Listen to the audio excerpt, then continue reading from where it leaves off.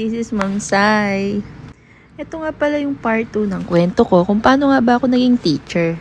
Wala nga pala ako sa mood kuhanan ng sarili ko ng video, kaya naman naghanap na lang ako ng old videos at kasama ko nga pala dito si Grandpaps. Lumaki nga pala kami sa lolo at lola, kaya very close ako sa kanila.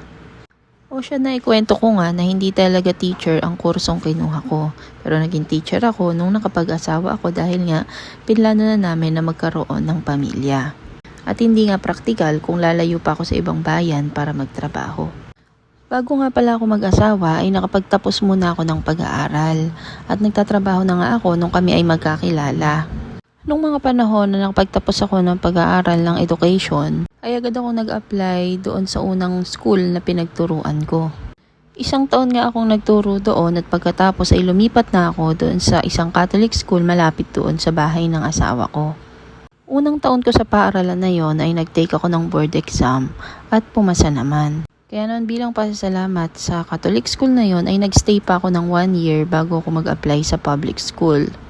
Nabanggit ko nga nung nakaraan na bago ako kumuha ng exam ay hindi na ako pumasok sa review center dahil nga nagtatrabaho na ako during that time.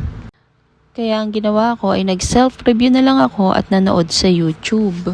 Nagbasa-basa din ako ng mga books na pinahiram sa akin ng mga co-teacher ko na nakapasa na sa board exam.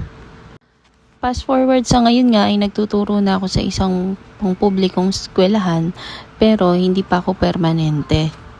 Ganun pa man ay umaasa at magtitiwala pa rin ako sa sarili kong kayahan na balang araw ay mapapasok rin akong tuluyan at magkakaroon ng plantillas sa DepEd.